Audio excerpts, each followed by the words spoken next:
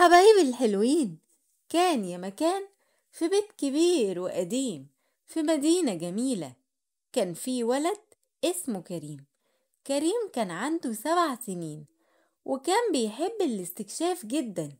بيتهم كان مليان زوايا وأركان، بس أكتر مكان كان بيثير فضوله هي أوضة صغيرة ضلمة تحت السلم الخشبي في مدخل البيت.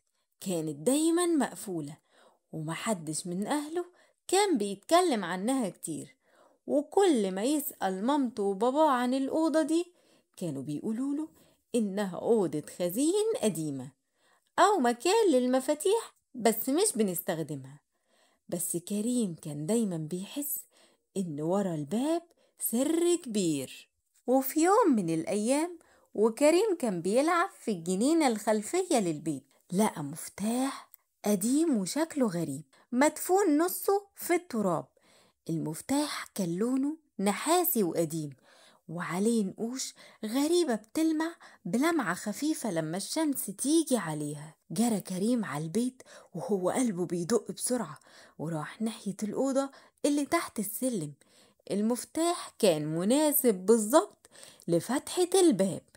أول ما لفه سمع صوت غريب جدا والباب اتفتح بصوت شبه الأصوات القديمة اللي كنا بنسمعها. جوه الأوضة ما كانش فيه أي حاجة من اللي مامته وبابا قالوله عليها، والأوضة ما كانتش ضلمة زي ما كان متوقع. دي كانت منورة بنور خافت ومليان ألوان زي النجوم البعيدة. الأوضة كانت أكبر بكتير غير ما كان متوقع كريم.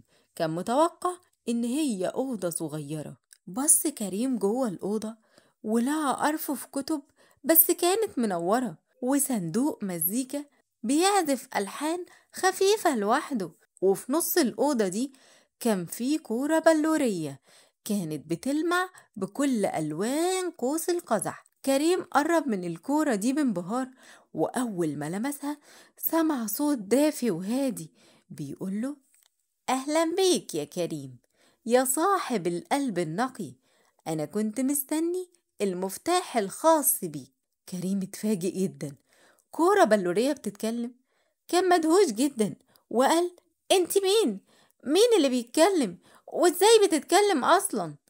الكورة جاوبت وقالت: أنا بلورة الأحلام والألوان، وأنا مصدر كل القصص السحرية والألوان. بس في مشكلة، في ساحرة شريرة اسمها ساحرة الكآبة سرقت كل القصص المبهجة من قلوب الأطفال وحبستني في الأوضة دي من سنين طويلة عشان العالم كله يبقى كئيب ومفهوش متعة ولا حواديت.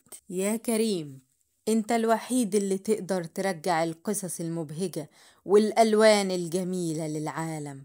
لازم تطلع من الأوضة دي وتستخدم المفتاح بتاعك عشان تفتح صندوق الحواديت الملونة وتواجه ساحرة الكآبة وترجع قوة القصص والألوان لمكانها الطبيعي. لو ما عملتش كده العالم هيفضل حزين للأبد والناس هتنسى معنى السعادة والفرحة. كريم حس بخوف بس في نفس الوقت حس بحماس شديد. دي فرصة يغير بيها العالم، فرصة يرجع الضحك والسعادة لكل الناس وخصوصا أصحاب اللي كانوا بيزهقوا بسرعة. كريم قال بشجاعة: أنا معاكي وهعمل أي حاجة عشان أرجع القصص الحلوة. البلورة نورت أكتر وطلعت منها لمعة صغيرة دخلت جوه المفتاح وقالت: شجاعتك دي هي أول خطوة. المفتاح دلوقتي بيحتوي على قطعة من نوري هيوريك الطريق وهيزود من قوة قلبك.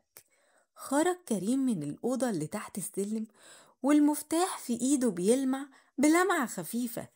المفتاح كان بيشاور له على أماكن معينة في المدينة. كانت رحلة سحرية في قلب مدينة جميلة. واجه كريم تحديات كتيرة، متاهة الشوارع المتكررة. كان في مكان فيه شوارع بتتشابه جدا لدرجة تخلي الواحد يتوه ويفقد الأمل. كريم كان بيستخدم المفتاح بتاعه اللي كان بيوريله طريق الألوان، فكان بيركز على ألوان معينة وخلاه يلاقي الطريق.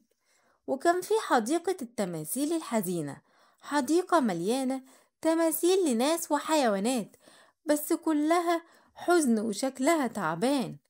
كريم كان بيحاول يضحك التماثيل دي، يحكي لها أي نكت أو يغني لها، وكان كل ما كريم بيعمل كده لون من ألوان التماثيل دي كان بيرجع، وده كان بيخليه ياخد قوة عشان يكمل. كان في نهر فيه أصوات متجمدة، نهر كل ما حد يحاول يتكلم جنبه صوته بيتحول لتلج وممكن يتجمد. كريم عرف إن الكلام مش هو الوسيلة الوحيدة للتعبير، بدأ يرسم صور ملونة على الأرض ويستخدم الإشارات، والمفتاح بتاعه كان بينور كل ما يرسم رسمة فيها ألوان، وده خلاه يعدي النهر بأمان. في كل تحدي كان بيكتشف قد إيه هو ذكي وشجاع وقلبه كله أمل. كان بيتعلم إن حتى في أشد الأماكن حزنا ممكن يلاقي فرحة ويقدر يلونها. كان بيقابل كائنات المدينة اللطيفة اللي بتحاول تساعده، زي حمامة صغيرة اسمها مرحة كانت بتوريله طرق مختصرة، وكلب كبير اسمه وفي كان بيحميه من أي خطر. وبعد أيام من المغامرات وصل كريم أخيرا وقالت بصوت عميق وكئيب: جه دورك يا ولد عشان تنضم العالم الكئيب. الساحرة مدت إيديها وطلعت منها موجة من الكآبة بتحاول تخلي كريم يفقد الأمل والسعادة. بس كريم بسرعة افتكر كل القصص المبهجة اللي قرأها وكل الألوان الحلوة اللي شافها، وحط إيده على المفتاح وقلبه كان بيدق بسرعة وبدأ يحكي قصة. كريم بدأ يحكي بصوته الصغير قصة عن ولد شجاع قدر يرجع الألوان للعالم. كل ما يحكي جزء نور المفتاح يزداد، وسحابة الكآبة اللي حوالين الساحرة تقل وتضعف. الساحرة اتضايقت جدا، القصص كانت بتحرقها، وكريم فضل يحكي بكل قوة، يحكي عن جمال العالم، عن ضحكة الأطفال، عن حرارة الشمس، عن المغامرات السحرية. وفجأة نور المفتاح بقى قوي جدا وطلع منه شعاع وصل للقفل اللي على صندوق الحواديت. لما شعاع نور كريم لمس القفل بدأ يتكسر وطلع منه نور أبيض قوي، وورا النور ده رجعت كل الألوان الحلوة والقصص المبهجة للعالم. صندوق الحواديت الملونة اتفتح وطلع منه ألوان ونور وسعادة زي النجوم، وكل القصص الحلوة رجعت لقلوب الأطفال. أما بقى ساحرة الكآبة ما قدرتش تستحمل القصص والألوان دي، وبدأت تضعف وتختفي لحد ما بقت زي دخان أسود واختفت تماما. رجع كريم لبيته ودخل الأوضة اللي تحت السلم، لقى بلورة الأحلام والألوان بتلمع أكتر من الأول، بس المرة دي كانت كل القصص اللي اتقالت في العالم بتلف حواليها زي الألوان الزاهية. كريم بقى عارف إن المفتاح اللي معاه ده مش مجرد مفتاح لأوضة، ده مفتاح لكل أمل وسعادة في العالم. صحى كريم تاني يوم الصبح حس إن الدنيا كلها بقت مليانة ألوان. أصحابه في المدرسة كانوا بيضحكوا بصوت عالي، والكتب اللي كانوا فاكرينها مملة بقت مليانة قصص مشوقة. حتى الشتا كان أجمل لأن كريم كان بيشوف الألوان في كل حتة حواليه. كريم بقى بطل، بس بطل من نوع تاني، بطل بيستخدم قلبه وشجاعته عشان يرجع الأمل والسعادة للناس.